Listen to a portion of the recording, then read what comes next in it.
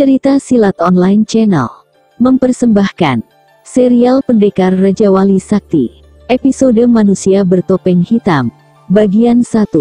Udara malam itu terasa begitu dingin menggigit tulang. Hujan deras yang mengguyur bumi desa Malayasati hampir seharian tadi tak mampu menguak gelapnya langit yang tertutup kabut tebal. Orang-orang pun enggan keluar rumah, kecuali sesosok tubuh berpakaian serba hitam yang tengah melangkah ringan di jalanan yang sepi dan becek penuh genangan air. Sepasang kaki yang tengah melangkah itu terayun ringan bagai tak menapak tanah becek. Langkah kakinya nyaris tak terdengar sedikit pun. Di depan sebuah rumah besar berhalaman luas dengan tembok tinggi yang mengelilinginya, sepasang kaki itu menghentikan langkahnya.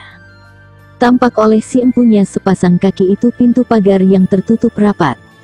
Pandangannya lalu terhenti pada dua orang yang meringkuk tertidur di lantai beranda. Mendadak sesosok tubuh yang berpakaian serba hitam itu melenting ke udara, berputar dua kali, lalu meluruk dengan cepat ke arah dua orang yang ada di hadapannya. Begitu kakinya menyentuh lantai, tangannya bergerak cepat dan menyambarnya. Kedua orang itu belum sempat menyadari keadaan, mereka hanya sempat mengeluh pendek, lalu roboh dengan kepala pecah. Sesosok tubuh berpakaian serba hitam itu menggumam pelan. Sepasang kakinya yang terbalut kain hitam ketat kembali melangkah ringan melintasi beranda depan yang hanya diterangi sebuah pelita kecil. Langkahnya yang ringan tak bersuara, menandakan orang itu memiliki ilmu yang cukup tinggi. Langkahnya terhenti saat mencapai depan pintu. Perlahan-lahan tangannya terangkat ke depan. Dari kedua telapak tangannya yang terbuka keluar asap tipis yang menggumpal meluncur ke arah pintu. Kemudian, perlahan-lahan pintu terkuak tanpa menimbulkan suara sedikit pun. Kakinya lalu melangkah memasuki ruangan. Rumah ini sangat besar. Aku harus memeriksa setiap kamar yang ada. Aku yakin dia ada di dalam rumah ini, gumamnya perlahan. Dia lalu memasuki sebuah kamar yang terdekat. Nalurinya begitu tepat. Seorang laki-laki bertubuh tambun tergolek dalam tidur yang lelap dengan seorang perempuan cantik yang punggungnya terbuka lebar. Tidurlah kau dengan lelap, babi gendut. Aku tak akan membuatmu bangun lagi. Orang itu mendengus sambil matanya menatap liar. Lalu perlahan-lahan dia mengambil pisau dari balik bajunya yang hitam pekat. Namun mendadak laki-laki yang hendak ditikamnya secepat kilat menyentakkan tangannya. Plak! Keras sekali sentakan tangannya. Lalu disusul gerakan tangan kanannya menyodok perut. Orang yang berpakaian serba hitam itu mengeluh pendek. Tubuhnya terdorong beberapa langkah ke belakang. Berdebah. Siapa kau? Bentak lelaki itu sambil melompat turun dari pembaringan. Meskipun tubuhnya tambun seperti tong, gerakannya amat gesit dan menyulitkan lawannya. Orang yang berpakaian serba hitam itu mendengus seraya menyilangkan pisaunya di depan dada. Dia mulai pasang kuda-kuda dan membuka jurus. Lawannya pun tidak tinggal diam, sambil berpikir mencari tahu siapa gerangan orang yang kurang ajar berani menyatroninya. Buka topengmu, bangsat. Apa urusanmu datang kemari? Kau tak perlu tahu siapa aku, Badaraka. Aku datang diutus Dewa Keadilan untuk mencabut nyawamu. Dingin sekali suara orang bertopeng yang berpakaian serba hitam itu. Setan. Apapun alasanmu, kau telah lancang memasuki kamar pribadiku. Kau harus mampus. Geram Badaraka. Seketika Badaraka menyerang dengan jurus-jurus pendek tangan kosong. Rupanya orang bertopeng hitam itu pun telah menyiapkan jurus-jurus andalannya, sehingga dengan mudah serangan-serangan Badaraka dapat dipatahkannya. Bahkan kemudian beberapa kali dia berhasil mendesak lawannya ke sudut kamar. Hingga pada suatu kesempatan, Badaraka terjungkal setelah perutnya terkena tendangan maut. Beruntung dia sempat mengegoskan badannya ketika lawannya menggebrak dengan loncatan ke arah bagian vitalnya. Suara gaduh oleh pertarungan di kamar itu membangunkan si perempuan cantik dari tidurnya yang lelap. Ia menjerit ketakutan dan mencoba meloncat dari pembaringan seraya memegangi kain untuk menutupi tubuhnya. Orang bertopeng yang berpakaian serba hitam itu tangannya segera bertindak cepat. Dan sebuah pisau meluncur bagai anak panah lepas dari busurnya. Perempuan cantik itu hanya bisa menjerit tertahan begitu pisau tepat menancap di dadanya. Ratih! Seru Badaraka terkejut. Badaraka jadi lengah dan kesempatan yang sedikit itu dimanfaatkan oleh lawannya. Secepat kilat dia meloncat menghajar Badaraka dengan tendangan dan pukulan mautnya. Badaraka kembali terjungkal dan sebuah pisau yang tertancap di lehernya membuatnya menggelepar dan tak bernapas lagi. Orang bertopeng yang berpakaian serba hitam itu menolehkan kepalanya demi mendengar teriakan dan langkah-langkah kaki yang berlari semakin dekat dan jelas terdengar. Dia melompat menerjang jendela, lalu tubuhnya melenting tinggi melewati pagar tembok rumah lawannya yang telah binasa. Orang-orang yang memburu ke arah kamar, langkahnya mendadak tertahan demi melihat dua sosok tubuh terbujur bersimbah darah. Kengerian begitu terpancar dari wajah-wajah mereka. Beberapa saat mereka seperti mematung di pintu kamar. Baru ketika seorang lelaki muda menerobos masuk, mereka bergerak ke arah jendela yang jebol. Bedebah, siapa yang melakukan ini? Geram anak muda itu seraya mengepalkan tinjunya. Kejar, cari, jangan sampai anjing itu lolos. Perintahnya berang. Orang-orang yang mendengar perintahnya langsung berlompatan keluar melalui jendela yang jebol. Di tangan mereka masing-masing tergenggam golok. Anak muda itu kemudian berlutut di samping mayat Badaraka. Tangannya mencabut pisau yang tertancap di leher. Sesaat dia memperhatikan pisau berlumuran darah yang tergenggam di tangannya. Matanya beralih pada perempuan yang tergeletak di pembaringan dengan kakinya terjuntai di lantai. Belum sempat dia bergerak untuk mencabut pisau yang tertancap di dada perempuan itu, terdengar seseorang berteriak memanggil namanya. Santika, apa yang terjadi? Anak muda yang dipanggil Santika itu menoleh. Dia langsung bangkit berdiri. Seolah tak membutuhkan jawaban, lelaki muda yang barusan datang itu memandangi dua sosok tubuh yang sudah tak bernyawa. Sejenak dia terdiam, kemudian pandangannya beralih pada Santika. Siapa yang melakukan ini? Tanyanya berang. Seharusnya Kakang lebih tahu dari aku. Bukankah Kakang Banulaga yang bertugas jaga malam? Santika menatap tajam pada Banulaga yang tidak lain adalah kakaknya sendiri. Ini sudah lewat tengah malam. Tugasku sudah digantikan Wadalika, sergah Banulaga. Wadalika tewas di depan. Apa? Belum lagi hilang rasa terkejut Banulaga, salah seorang yang diperintah mengejar si pembunuh muncul dari balik jendela. Dia langsung membungkuk hormat. Tuan muda, seluruh kekuatan telah dikerahkan, tapi tidak juga berhasil menemukan orang itu. Cari terus. Pembunuh itu harus ditangkap. Baik Tuan muda. Kematian Badaraka membuat seluruh penduduk desa Malayasati gempar. Badaraka terkenal sebagai juragan kaya yang menguasai hampir seluruh tanah, sawah ladang dan perkebunan di desa ini. Orang-orang pun sudah bisa menduga bahwa si pembunuh pasti bukan orang sembarangan dan memiliki ilmu silat yang tinggi. Mereka tahu kalau Badaraka juga memiliki ilmu silat yang cukup tinggi, dan puluhan centeng selalu menjaga rumahnya siang malam. Tapi tak ada yang mampu menghadang sepak terjang pembunuh misterius itu. Kejadian di desa itu pun lalu terdengar sampai ke pelosok-pelosok desa lainnya.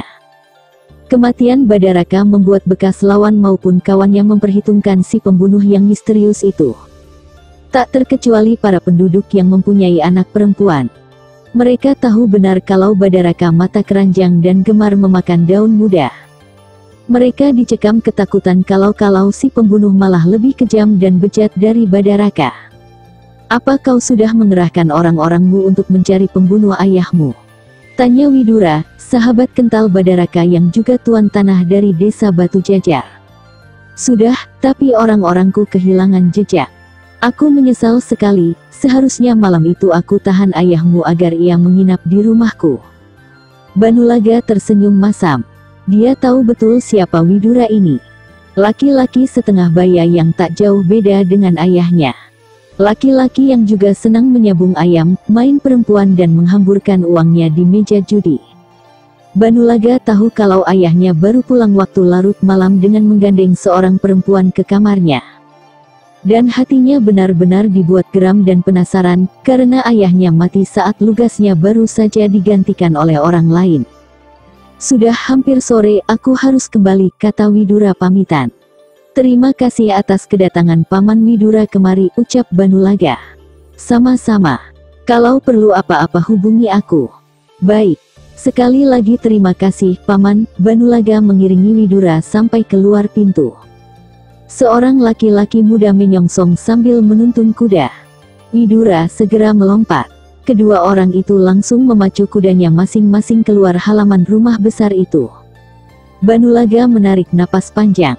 Pandangannya merayapi keadaan sekitarnya. Tampak beberapa orang berjaga-jaga di setiap sudut.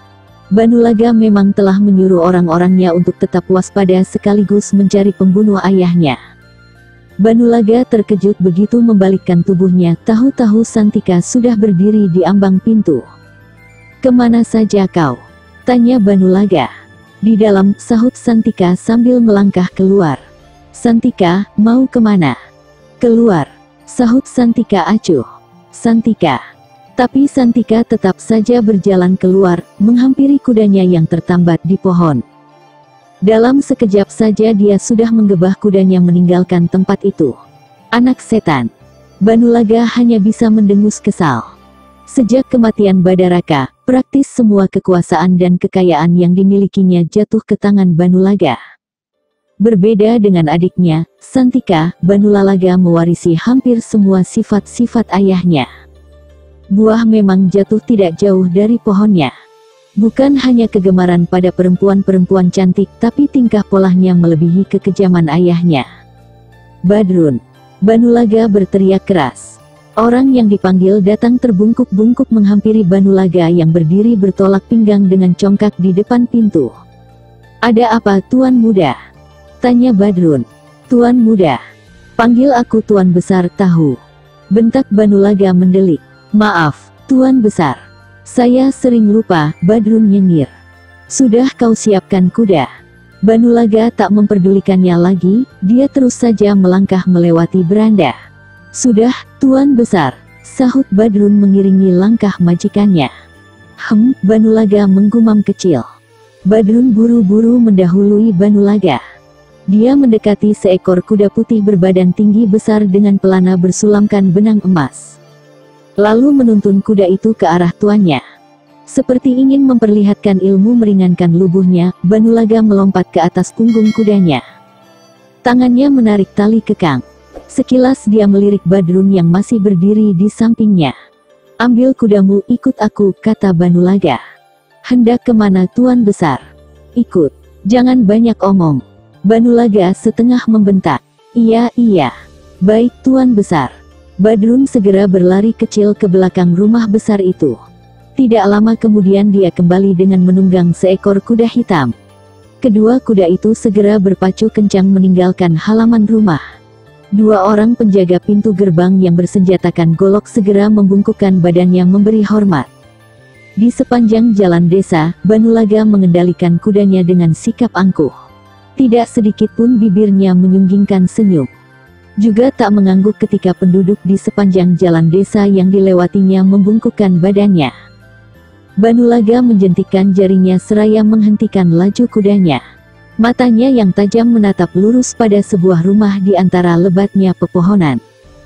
Sebuah rumah berdinding anyaman bambu dan beratapkan rumbia. Badrun menghentakkan perut kudanya mendekati Banulaga yang tak lepas-lepasnya memandangi rumah yang ada di hadapannya. "Kau tahu, rumah siapa itu?" tanya Banulaga pelan. "Yang mana, Tuan Besar?" Badrun malah bertanya lagi. "Itu, goblok." "Oh, itu rumahnya Pak Karta." "Memangnya kenapa, Tuan?" Tidak." Banulaga menghentakkan kudanya kembali. Namun baru saja kuda putih kesayangannya melangkah beberapa tindak, ia menghentikan kudanya seketika. Dari pintu rumah Pak Karta yang terkuak itu muncul seorang perempuan muda dengan bakul bambu di pinggang kirinya. Mata Banulaga melotot tak lepas-lepasnya memandangi perempuan muda itu. Perempuan itu berparas ayu. Banulaga tahu di balik kainnya yang ketat ada sesuatu yang montok dan merangsang birahinya. Perempuan yang dipandanginya terkejut menyadari ada dua lelaki asing tengah menjilati tubuhnya dengan pandangan penuh birahi. Bibirnya yang tipis merekah terbuka, membuat Banulaga menelan ludah. Ia seperti melihat dewi dari kahyangan. Badrun pun jadi ikut mendelik menatap liar tubuh si gadis. "Badrun, anak perawan siapa dia?" tanya Banulaga berbisik. Barangkali anaknya Pak Karta, Tuan Besar, sahut Badrun. Kenapa barangkali? Banulaga tak puas dengan jawaban pembantunya. Saya sendiri baru melihatnya, Tuan. Sejak kapan Pak Karta punya anak perawan? Banulaga seperti bertanya pada dirinya sendiri. Lalu perhatiannya kembali pada perempuan ayu yang kini sudah melangkah melewati pekarangan samping rumah. Banulaga menelan ludah yang membasahi tenggorokannya. Tiba-tiba saja muncul seorang lelaki tua dari arah samping belakang rumah. Laki-laki dengan pakaian dan celana longgar hitam itu langsung membungkuk begitu melihat Banulaga berada di depan rumahnya. Orang tua itu Pak Karta, Tuan Besar, ucap Badrun. Lalu tanpa disuruh majikannya, dia setengah berteriak memanggil, kemari kau tua bangka. Yang dipanggil buru-buru mendekat sambil membungkukkan badannya. Badrun lalu menoleh pada tuannya, seolah-olah menyilakan tuannya untuk mengorek keterangan tentang perempuan muda itu. Banulaga pun cepat menangkap maksud pembantunya. Ia menatap tajam pada Pak Karta. Apakah ada yang salah pada diri saya, Tuan? Pak Karta bertanya dengan membungkukkan badan penuh hormat dengan suara bergetar. Tidak, sahut Banulaga cepat. Banulaga melirik pada Badrun, kemudian dia melompat turun dari kudanya. Badrun juga berbuat yang sama, lalu mengambil alih tali kekang kuda majikannya untuk ditambatkan bersama-sama dengan kudanya sendiri. Dengan siapa kau tinggal di sini? Tanya Banulaga tanpa rasa hormat sedikitpun pada orang yang lebih tua umurnya. Saya tinggal sendiri di sini, Tuan, jawab Pak Karta gugup. Kau berdusta, Pak Karta mengangkat kepalanya. Matanya melirik pada Badrun yang baru selesai menambatkan kuda. Tampak gagang golok menyembul keluar di pinggang laki-laki bertubuh hitam itu. Raut muka Pak Karta seketika menampakkan ketakutan. Siapa perempuan yang tadi keluar dari rumahmu? Tanya Banulaga keras. Oh, tuh. Tuan sudah melihatnya. Orang tua itu kaget. Anakmu? Bukan. Iya Tuan, gugup sekali Pak Karta menjawab. Jawab yang benar, bentak Badrun kasar. Tuan, dia anak saya. Banulaga mengernyitkan alisnya. Matanya tajam dan agak liar menatap ke wajah lelaki tua yang ada di depannya. Kemudian terbayang kembali wajah perempuan muda yang membangkitkan birahinya. Cepat panggil anakmu kemari. Dia masih kecil Tuan. Pak Karta berusaha menolak secara halus. Terak, Badrun menghentakkan gagang goloknya dengan keras. Pak Karta mengkerut melirik ke arah sumber suara itu. Baik Tuan, saya panggilkan.